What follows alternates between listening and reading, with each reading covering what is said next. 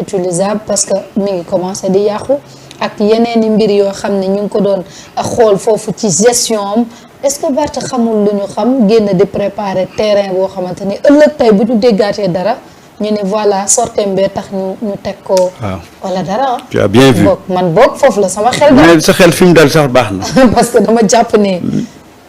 mais li ngay wax ni c'est très pertinent mais balaa ma cee dugg. damay déjà analyser l'impact de sa communication. xam nga Barth a choisi le vendredi.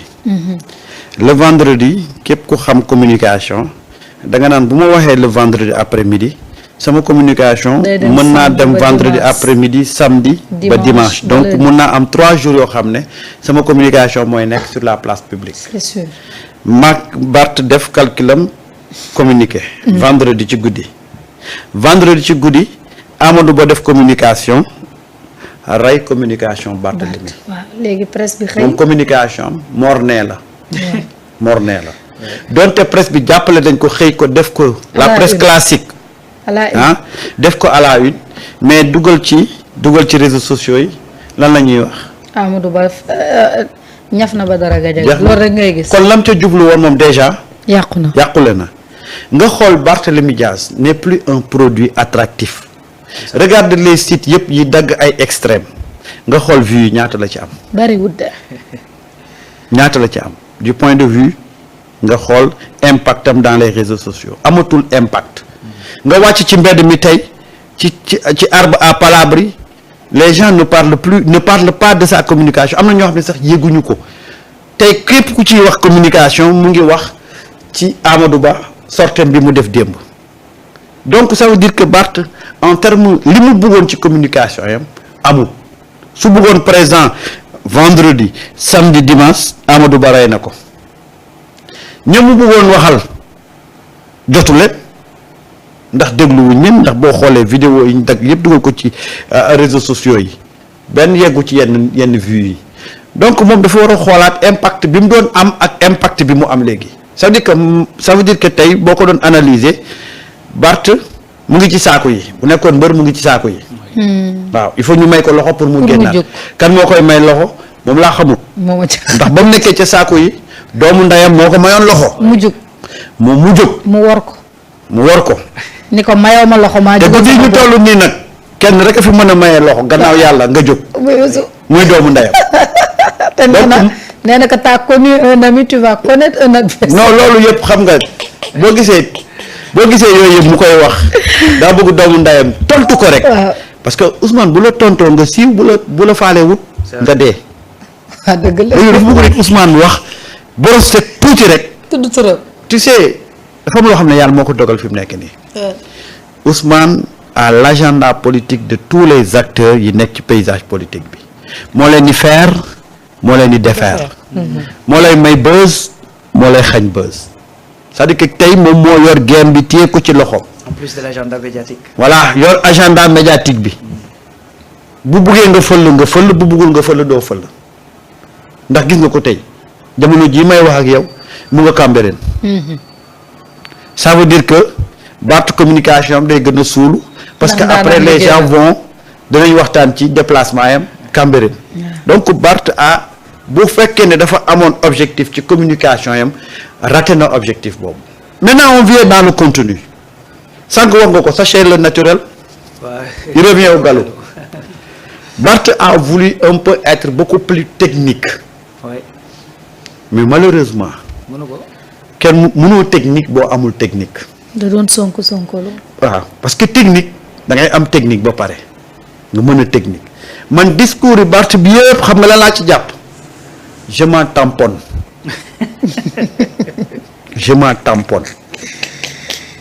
discours am bi yëpp loolu laa ci jàpp je m'en tamponne pour quelqu'un qui aspire à diriger ce pays là. ku koy jox réew mi nag. looy utiliser je m'en tamponne yooyu rek la utiliser mais ma ñëw léegi ci li ngay wax mu ngi jéem a créer boppam comme tey suba du ko dara arrivé rek. muy victime politique la. waaw man de loolu laa ci jàngee. mais ce jeu là nit ñi dañ ko weesu il peut plus kenn mënatul manipuler kenn parce que tey dañu waxtaan tuuti rek Rawane lan nga mën a jàpp ne mooy expliquer la sortie de Barth lan moo tax sama xel ñaaw ci li ma la wax. c'est-à-dire qu'il y a aucun contexte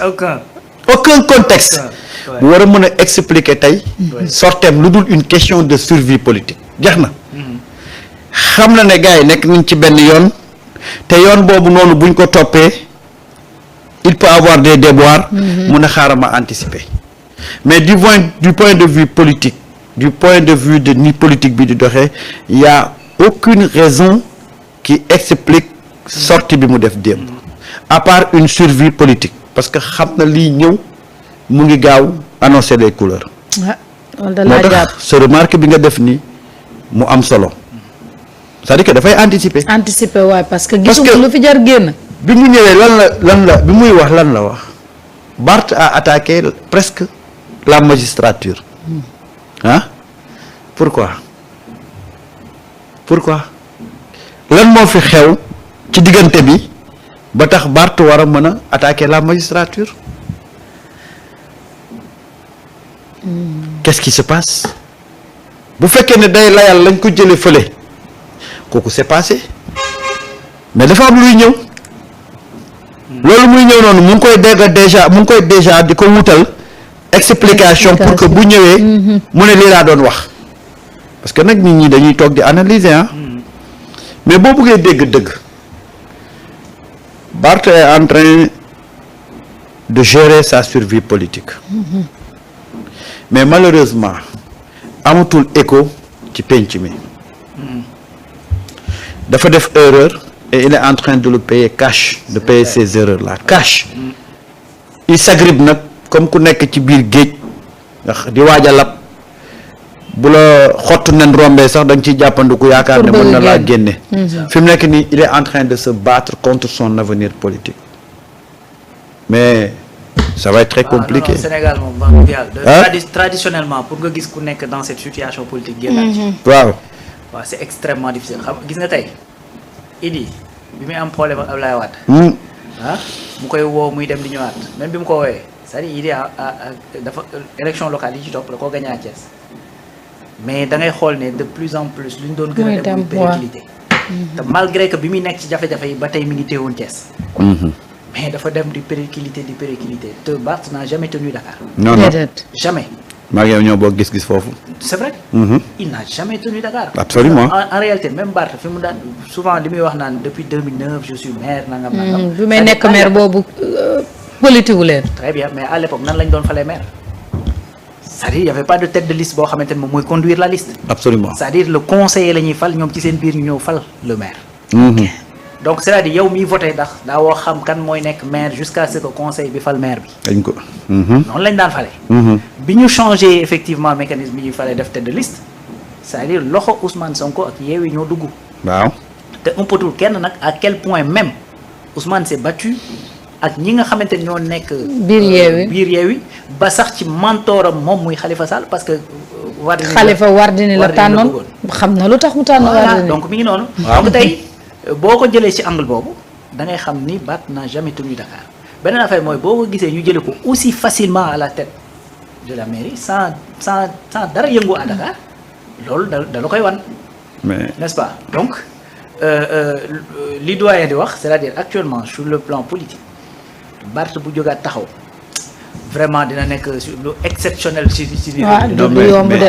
mais Rawane tu as bien vu c'est-à-dire que un homme politique nga dem ba téye Dakar ñu jëlee la fa nii ñu ko jëlee fii mooy wax et là loolu boo fàttali ko ay jamono mos naa leen wax ne ki ngeen di tuddee borom Ndakaaru nekkul borom Dakar amul dara Ndakaaru man j'ai toujours contesté le fait que ñu doon wax ne c'est un leader politique je l'ai toujours contesté ma ne leen jox leen ma benn exemple boo xam ne wane na leadership politique am c'est-à-dire que Barth on l'a toujours utilisé quand il s'agissait de descendre au front. Oui, c'est ça. loolu rek lañ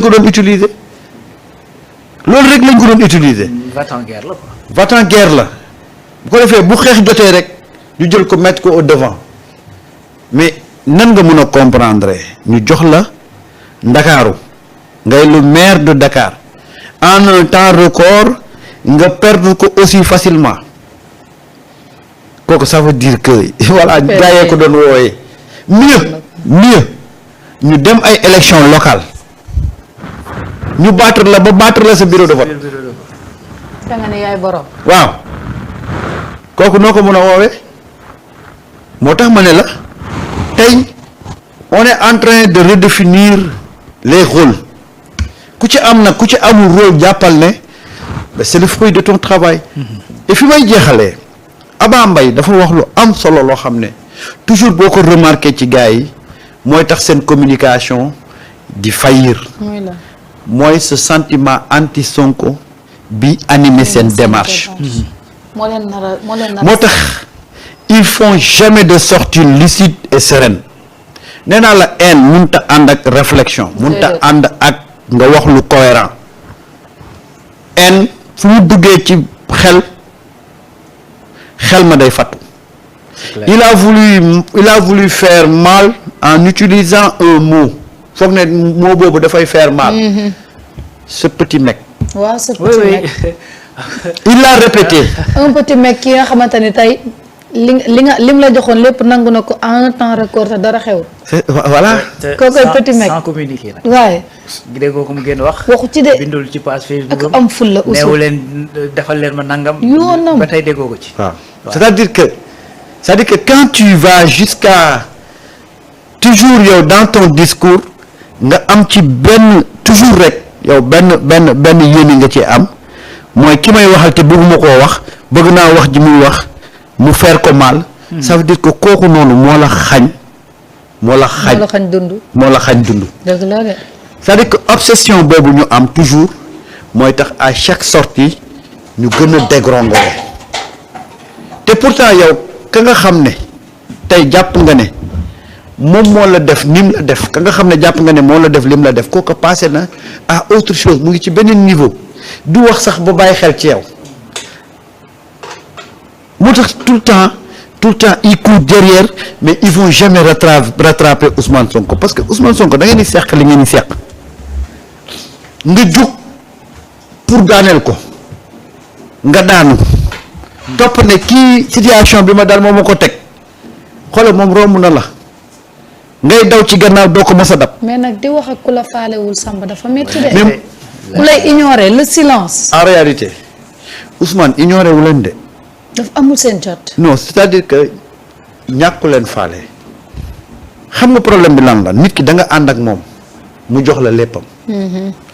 nga jóg pour achever ko yàlla àtte leen Ousmane continue chemin yam mais Ousmane n'a jamais créé une rupture ak ñi mu àndaloon tey yëpp ñu ba ko kan moo ci toog rek tey mën a wax ne diggante bi yàqu Ousmane moo ko créé Ousmane ku ñim ci àndal yëpp ngor la ànd ak ñoom yaa xëy dem ba foog ne jekku nga bëgg koo poignarder yàlla àtte leen.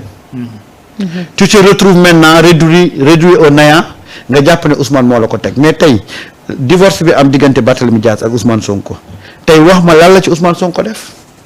dara divorce bi am diggante Ousmane Sonko ak Khalifa lan la ci Ousmane Sonko def ah. xam nga Bart damay koy fàttali li Idrissa Seck waxoon Farba Senghor moo taxoon après Farba doon combattre Idrissa Seck à chaque occasion. ba ñu waree fal gouvernement Farba dafa ñëw Idrissa ne ko Farba nag bu fekkee mobilisation ak propagande aay nga ci trop nag waaye ministre moom dans un gouvernement moom beneen niveau la quoi damay wax Bart bu fekkee ne wàcc yëngal galvaniser les troupes il est bon et si c'est maintenant autre chose nay aligné ci ay coalition rek gars yi di doxal quoi. xam nga gis nga boo ñëwee ci ab liggéey généralement dafay am ñaari profil yu fa nekk. dafa am ñi nga xamante ni ce sont des leaders ñoom dañuy xàll mais dafa am ñoo xamante ni ce sont les opérationnels même ci liggéey da nga koy des fois dañ lay wax ne la par exemple tey boo ñëwee un technicien en général c'est un opérationnel mën na bañ a nekk un bon manager. léegi nag ci politique tamit loolu dafa am ñoo xamante ne ay gros bras lañu xoolal ak dayoo bu ñu mënti am. je te garantis ouais. c'est-à-dire c'est des gros bras du ñu ñuy xàll du ñu ay leaders yoo xamante ni dañu mën a tijji ay perspectives n'est-ce pas donc loolu nag su fekkee da nga ko am malheureusement après li doyen di wax moo lay dal. quand il s'agira effectivement de yëkkati niveau yeggale ko benn dayoo bi après te pendant tout le parcours da ngay gis ne Barth ak li mu def ci politique yëpp mi ngi soog am mouvement politique. moo ma jaaxal. loolu la nga am ci Khalifa. waaw c'est ça. waaw d'accord. may wax dégg naa xaw ma lan ñu ne xaw ma F. waaw fa laa doon jëm nii ci rawaan. waa FDR nee na Ousmane Sonko démissionné.